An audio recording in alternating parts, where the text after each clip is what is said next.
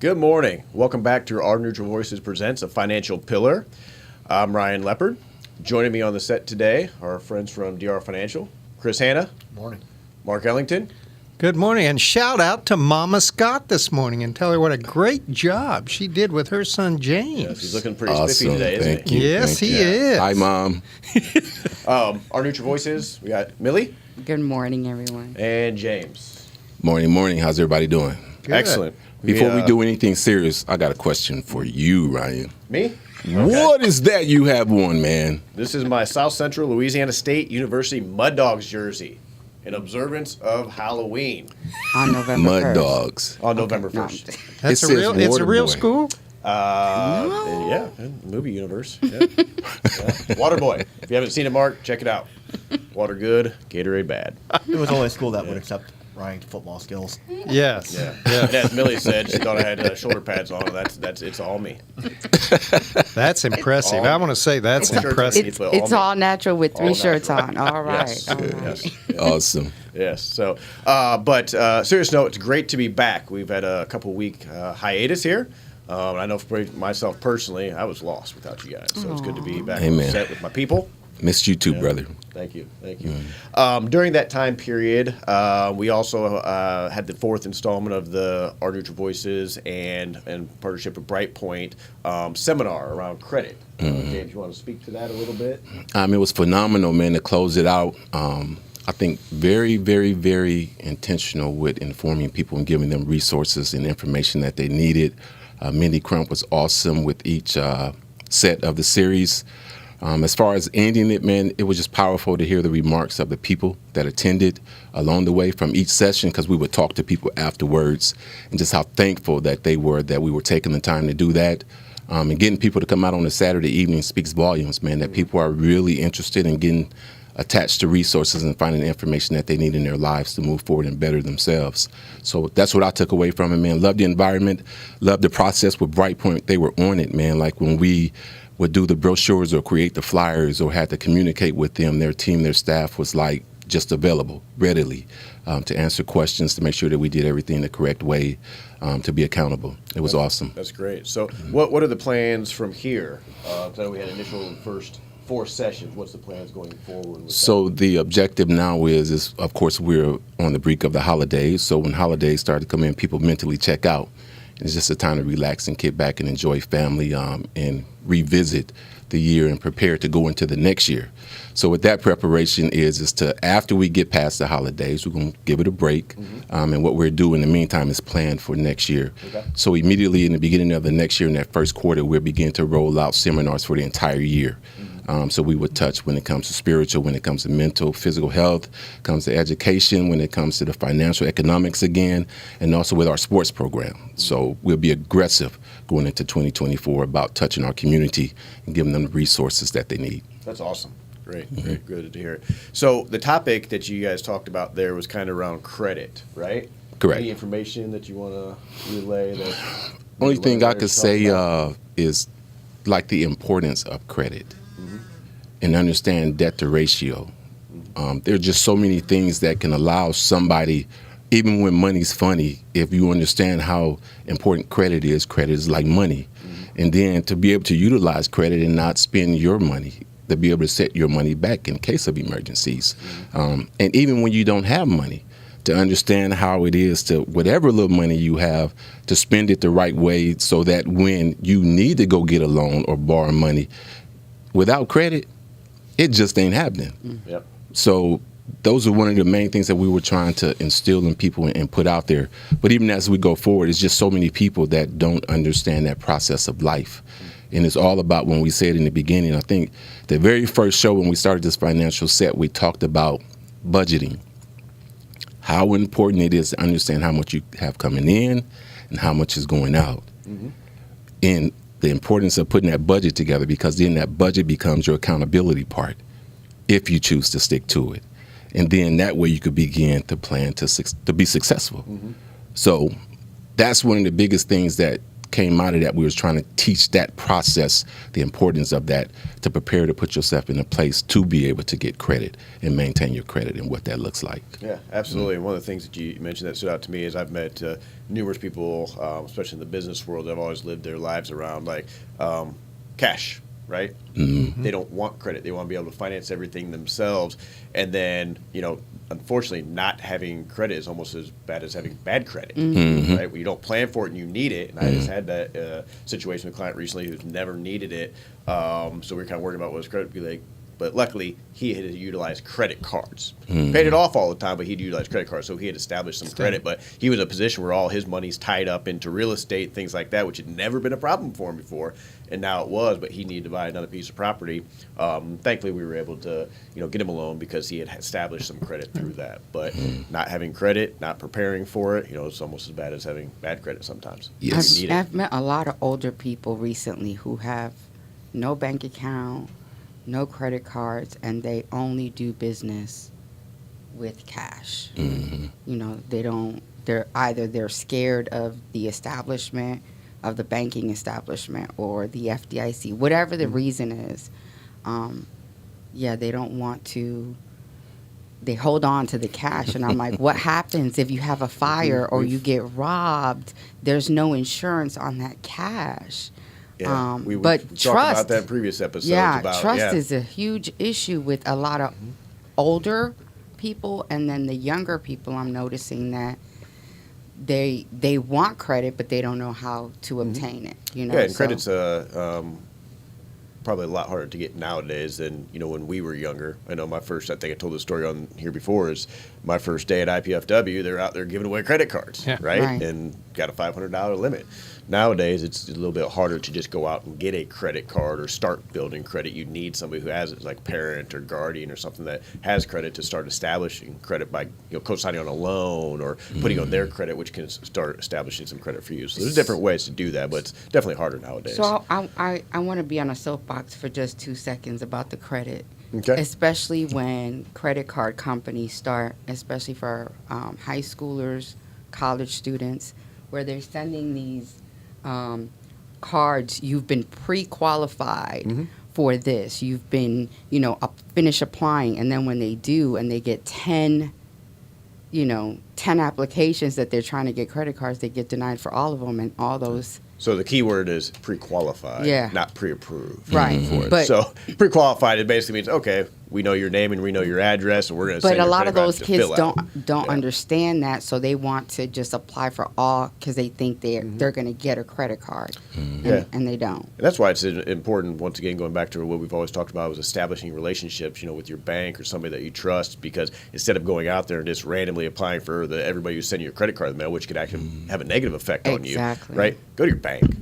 Talk to your banker, talk to your parents' banker, talk to them about it. There's banks, have college credit cards that are designed for somebody who doesn't have a lot of income, right? They're in school, but it's a starter. They don't usually have large limits, $200, $500, something small to start off with to start building that. So there are programs out there. The secured credit cards were my kids' favorite because it was their own money that they had to put in. And then once it was gone, they still had to pay it back.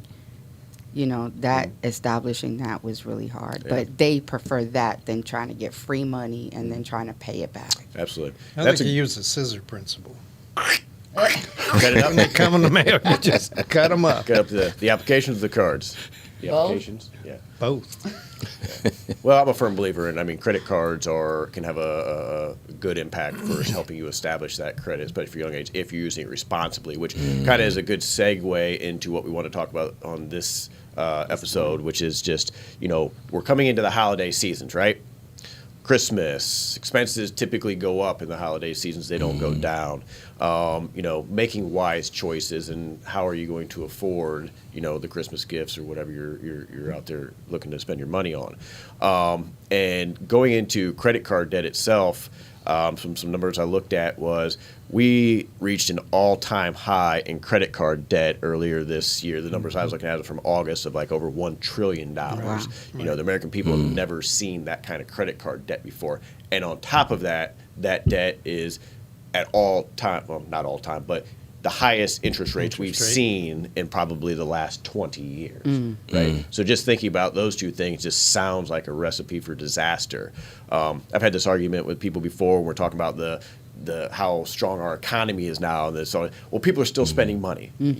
You're right, they are, but Not with theirs, inflation, no. it's not theirs, right? When you have a stat like we have the most credit card debt we've ever seen, that just shows that people haven't stopped spending. Right. Right. It's just not their money, and that is a cycle as you probably won't see the ramifications of for a couple years when people can't afford to make those payments anymore. They don't have any more credit card limits to be able to utilize, and bankruptcies or whatever the case, delinquencies that are affecting the credit, the fallout from that's going to not be seen now. We've seen a couple years from now, maybe 5 years. Who knows, right? Gentlemen, have anything to add to that? Yeah, I think it's going to be a challenging holiday season, with the inflation costs going up. I haven't heard of what the Thanksgiving meal is going to cost yet, but that'll be interesting to see when they come out with that study. And then you got, presents coming after that. So I think people need to really set a budget and really try to stick with it this year. Absolutely. And they're going to realize they're going to have less presents to buy because costs have gone up. And you got to make that conscious decision. Either I'm going to go work more and try to make more money so I can afford the same amount of dollars of presents, or hey, I'm going to have to cut back a little bit and maybe I need to make more of a personal relationship gift this year of going to see family and visiting and saying hello and doing that kind of stuff over giving gifts, or just to me. Well, Not most visiting Christmas family. is leaving gifts. It's getting gifts to your kids. I think Can't afford to adults- even visit you. Yeah. Yeah. Well, I think, lots of families get together. We had a family meeting and said, hey, we're going to cut back this year. So, because, everybody's buying for everybody. And you just said, no, let's cut back this year. Or maybe, one year we all, instead of buying gifts, went out and worked at the rescue mission. Did something like that as a family. Because what happens at Christmas, your heart gets in the way. And you can't let that override your finances. Or else you're afraid you're going to disappoint your kids. What's more disappointing is after Christmas, when you don't have any money and you can't pay your bills, then they really are hurting.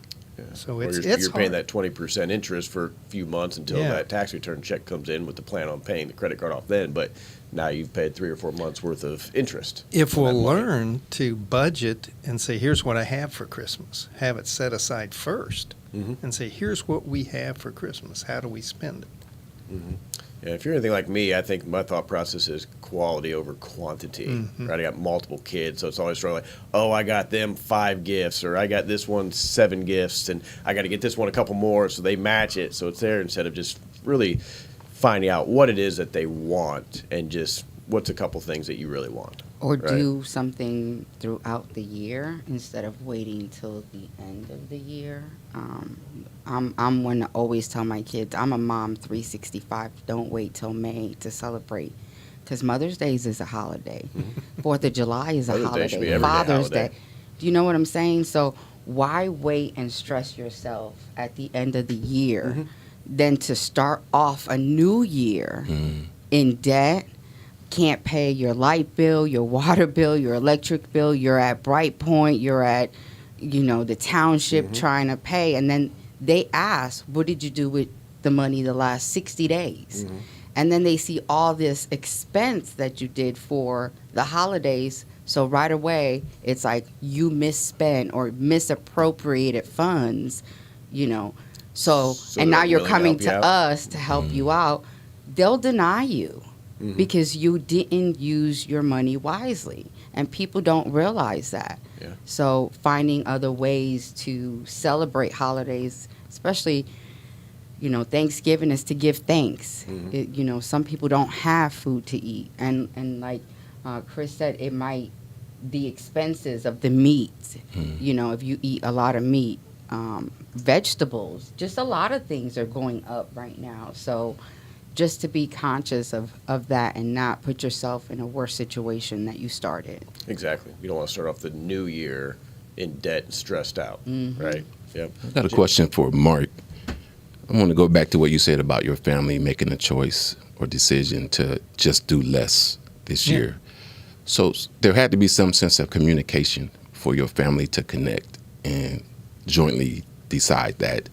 So what was that process like? Is there like a leader in your family that gets everybody together, or how does that communication work? We basically, of course, we're all over the country, so we went back and forth on email just talking about the expense of Christmas, and that, hey, and those with grandkids or nieces and nephews said, hey, part of that is for them to cut their list down. I mean, I get a list to Grandpa, and I'm saying, that ain't happening, that ain't happening, that ain't happening. It's the reality for the kids also to tell them, hey, your uncles and aunts aren't going to do this year. And so we had that discussion, and we decided among adults not to have gifts. I don't really need anything. Mm-hmm.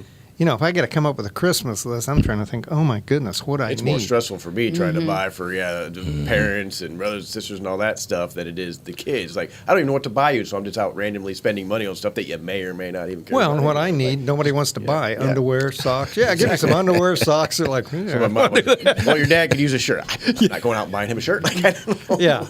And think how many times you go and it doesn't fit, or it doesn't, it doesn't work. Especially now when you order online and you get it and you're like, wow, that was supposed to be a medium and it doesn't fit like a medium. But anyway, we just had a family conversation about cutting back what's really important. And we realized the time together is what's important. And then we'll go all out and see a movie together. Do something like that. And then have a big meal together at Christmas. Use the money for that time of fellowship and get together and play games and that kind of thing. Yeah. So you simplify the whole process. Yes.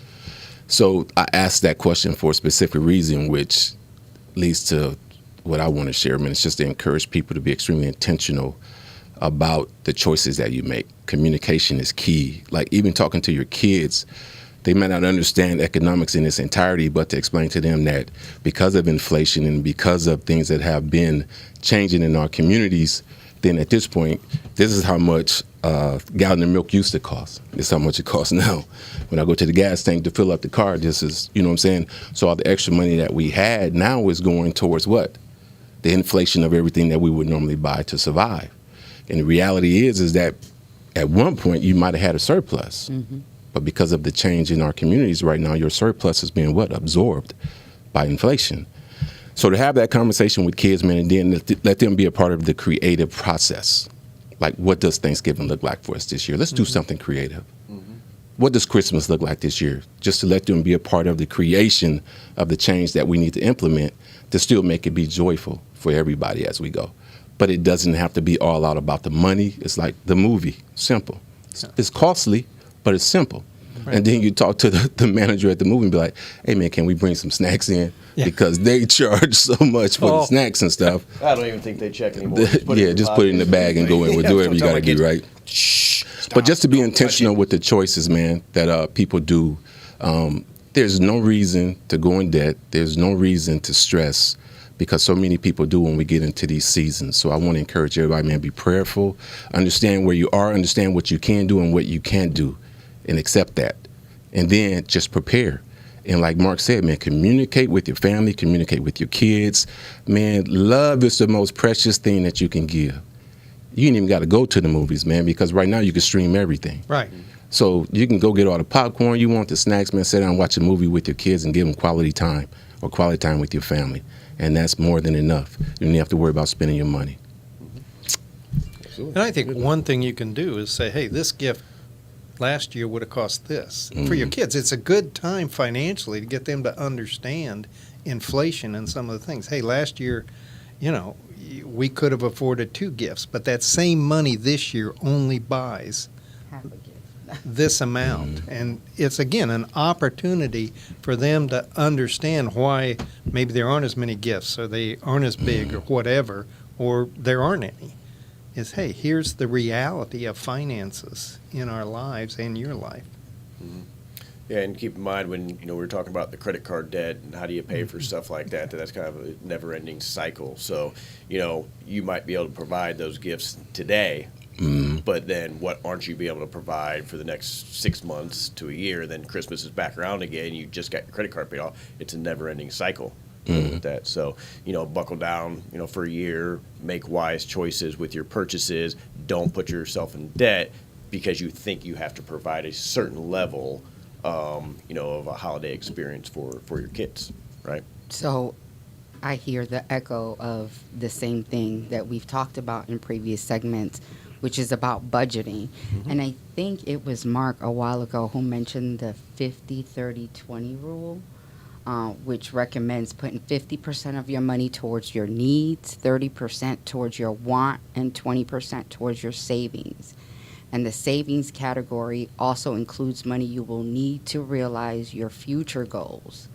So when you're thinking about the holiday season, we're ending in 2023.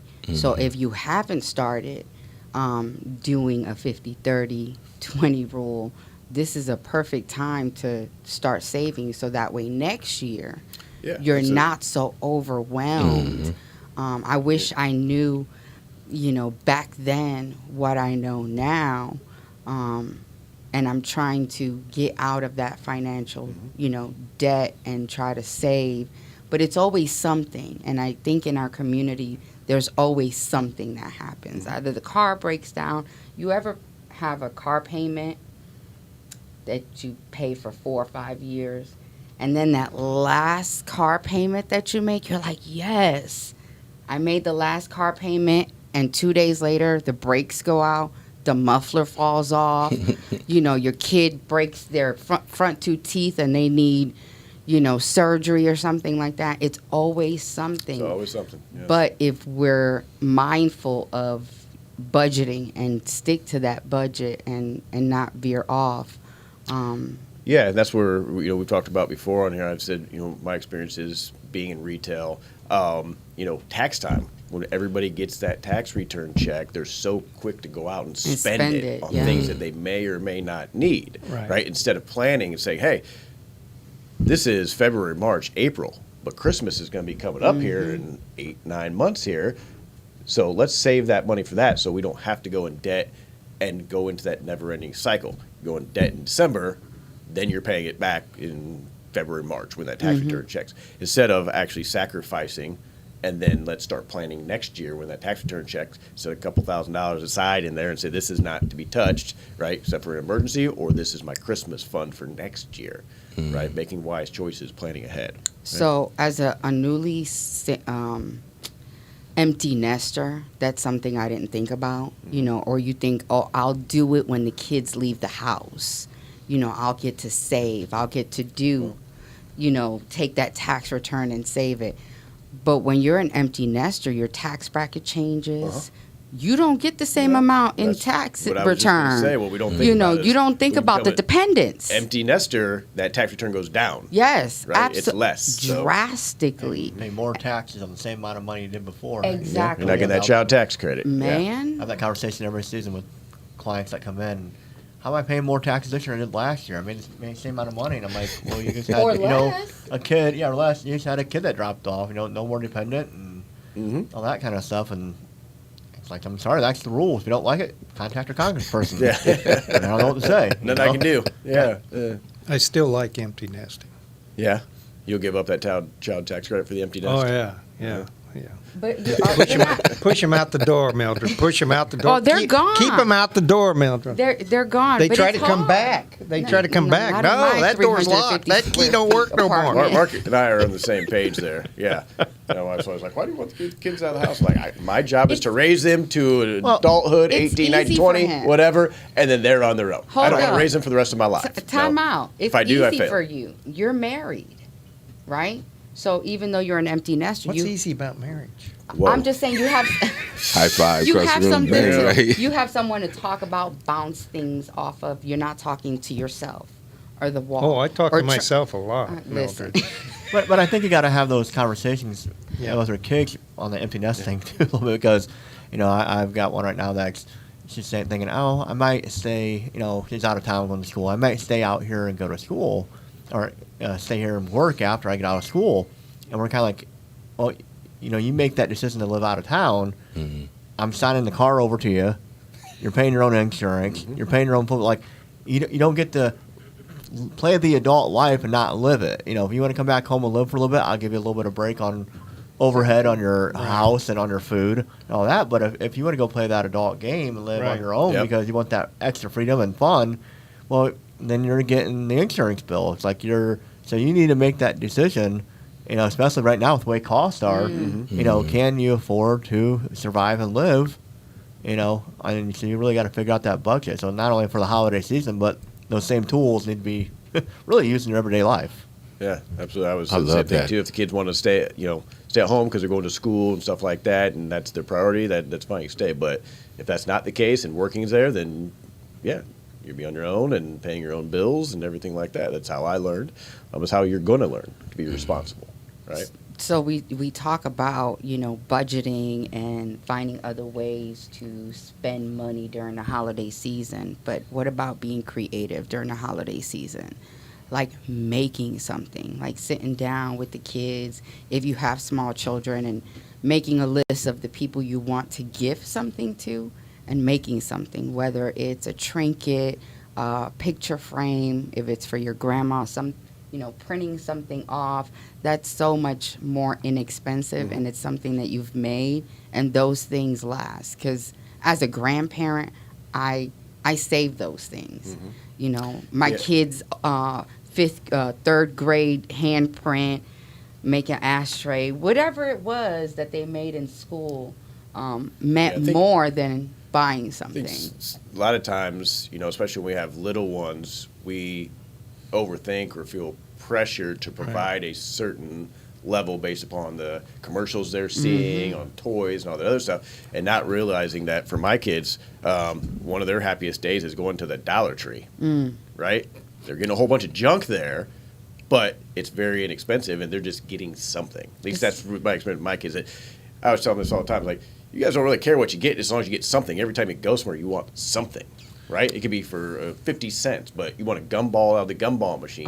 That's a problem in itself, that you feel like you should get something every time you go somewhere. But we overthink and feel pressure to provide these higher, more expensive things because that's what they're seeing on TV they want, and not understanding that they would be happy with this over here as well. Well, and you think, when you get together with your kids later, what are they talking about? Not what you got them for Christmas, not a gift you got them, but, hey, Dad, you remember when we went here? Remember when you went and played ball? Or remember that vacation we took? That's what they're talking about. Not any gift you gave them, but time you spent. And, as a grandpa, you look back and you think, I can't get that time back with my kids. Those things were, I was working, or I thought a gift would do instead of the time. You can't make up the time. Yeah. And So I was telling my parents or my kids' grandparents is that when they ask what they want, it's like, get them something and then give them cash for the rest of it, right? They like money. We can save money. It's something that they can learn to spend and decide what they want down the road, but you don't need to get them 4 or 5 different presents because guess what? They're all going to sit in the corner in my basement like they do now. Yeah. Right? They'll play with the toy for Christmas, and they probably won't touch it again ever. Or at least for 6 months until they go down to the basement again. So I learned to give my parents a gift card where we all like to go eat. So then I give them the gift card, and then I go, "Hey, do you want to go eat at such a place?" Yeah, I got the gift card. And then when you get there, then you got a 50-50 chance that they make us pay for it because they have the gift card.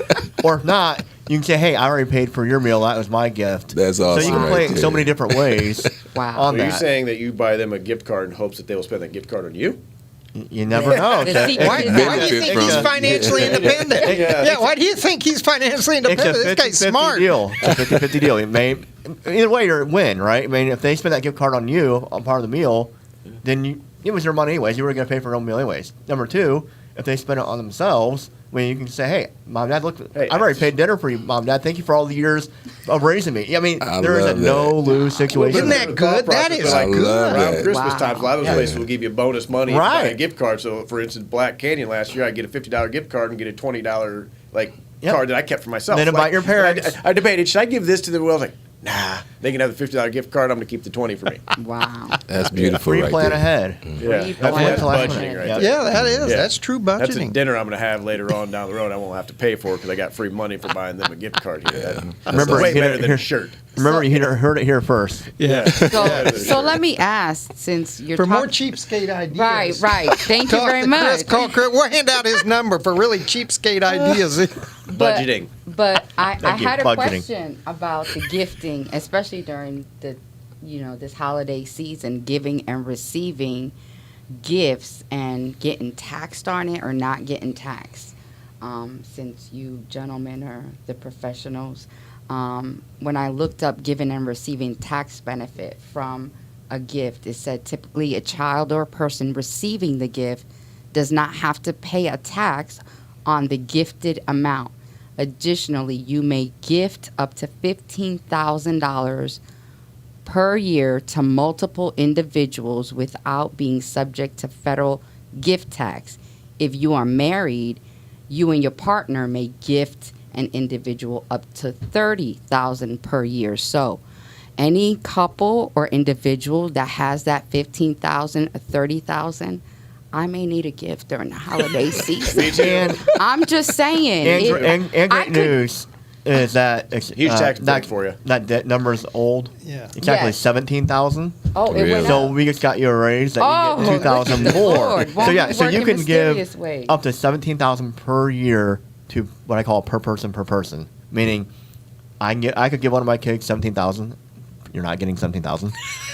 And my wife could give one of our kids 17,000. Mom's still not giving you 17,000. So that's 34,000. So that's to each person. So I mean, if you have $100,000, you could almost give it to all three of your kids, and they get it tax free. But you've They already get it tax-free? you've already paid taxes on Yeah, it. Though. yes. That's the thing. It's It's not a after deduction tax for money. you after tax money. So they don't pay taxes, but No. you've already paid You've the already paid, taxes. sure. What's even better than that too, is that Tell me. in your lifetime you can give somebody up. You can gift out of your own money up to 12 or 13. I can't get the exact number, but it's like $13 million. So just because, well, we'll find out, won't we? Uh-huh. So if somebody wants to gift that, you can go over that $17,000 number. You just have to file a gift tax form. I think it's Form 709, get with your CPA. And you can say, hey, I'm going to give Mildred $1 million this My year. last name So she is can, Lopez. she will be accepting gifts I up sure to will. $13 million if somebody else wants to give it. Absolutely. That will And she'll come even into- help you fill out the Form 709. Absolutely. That will come into play when you win the Powerball. I don't play lotto, but No? that's okay. Well, if you're out there and you do and you win, that's how you give money to somebody else, right? Correct. So you Yeah. win the lotto and then you gift them, and it's tax free for you and them. Nope. No, No. you're You still paying always taxes. pay the, You you got it. always pay You the always- taxes. They don't Okay, have to pay the gotcha. taxes on the gift Okay. to them. Basically, a person receiving it never pays the tax. They're never responsible. It would be the person giving it that would be responsible for any taxes if there were any. But you still have to put it on your tax form. There's a the separate. gift? If it's below 17,000 per person, you do not I don't have have to say nothing. If it's over 17,000, then you have to fill out. I think it's Form 709. It's a gift tax form that you do around the same time you do your taxes. Just tell the government, hey, I gave Mildred $1 million this year, so don't tax Yeah. her on that, and I'm using part of my exclusion. So when you say individuals, what about employers gifting money to employees? Is that taxable? Basically, yes. I'm not a CPA, so it's getting a little muddy in there. Basically, there is no gifting to your employees. Now, there can be some de minimis gifts, meaning if I go give each of my, employees a $25 gift card or something like that. I think there's some de minimis gate with their CPA that you don't have to pay taxes on. But for the most part, you can't just, hey, I'm going to give my employee, $400 and not have it taxed. It doesn't He work. can that way. if he wants to. Yeah, that falls into Now that he can do it bonus out of his own category. pocket. Yes. Yes. Speaking The of that, bonus James, category. We getting bonuses? Yeah. Yeah, we're going to do like we were talking about. We're going to communicate and we're going to downsize. Gonna fellowship. When we We're get going to done, downsize more than we're Take this home with me? downsized. the monitor that we have in front of us, we're going to turn on a movie. And Oh, we're going to yeah. sit here and Oh, we're make gonna spend time popcorn. together. We're going Can to my spend time bonus together. be right half of my regular amount I get? Yes, sir. James learned a lot from this episode. Yeah, we're going to hug and collaborate and Yeah. And you notice he said, don't have popcorn. He already set the stage. We're going to sit here watch a movie without any refreshments. Jabe said, you don't need popcorn. You just sit at home and Well, we're going to do fellowship." like Chris did. We're going to get cards, and then we're going to go out to dinner. Jay's going And to give us everybody's all gonna cards, say, "Hey, benefit. take me to dinner." Everybody's going to benefit from the card. All right. So to wrap it up here, because we're running short on time, Our Neutral Voice is a financial pillar. Have we decided we're going every other week now? Bi-weekly. Bi-weekly? Bi-weekly. Okay. And I know we were talking about doing the Ice Cold podcast, which we had a couple hiccups in there that just kind of put a delay on that. Correct. But that will still be coming here in the near future, right? That will be coming right after the new year because it's so intense and some of the things that we're creating. So the whole objective as we move forward it's going ice into cold. 2024 is everything that we're touching, man, is to take it to another level, a greater scale, to be more impactful with the people that we're reaching out and touching. So look forward, man, to 2024 from Neutral Voices Media Group. A lot of great things coming. Our Neutral Voices is growing phenomenally, man. We want to thank the community that we've been able to reach out, touch, and introduce Our Neutral Voices to. Great conversation, dealing with politics as well. Let me tell you something. I'm not a politician. And those that deal with politics, I've learned, man, why great things or the change that we want to see in our community is stagnant the way it is. It doesn't move like you would expect or want it to. You wonder why it is that we don't just go and deal with the impoverished areas that we have in our community and just fix the issues. It's because of the politics. It's because of selfishness, and it's because of people that sit and can make the decisions to do what needs to be done, but they choose to be political about everything that's going on. And when you begin to learn that, because you're out here trying to do something great for your community, and the fight that you have to fight, or the conversation that you have to have, and have people look at you like you're talking from Mars or something, when they know it's an issue, but they got all this red tape and these things that they're doing and playing with, man, it's sickening, and it makes you angry. But the great things are coming. We want to encourage our communities, encourage our people, and all of the good people that can make decisions to make things happen and change. We want to encourage you to be louder, speak up, and come alongside Our Neutral Voices. Awesome. Powerful stuff there, James. So, guys, it was great to be back on set with you here today. Mama Scott, thanks for joining us. Mama Doing Scott. as well. Yes. Yes. We'll be back with you in 2 weeks, Wednesday, 8:30. Till then, Our Neutral Voices. Have a good day. Peace. Peace. Happy trails. Da-da-da-da-da.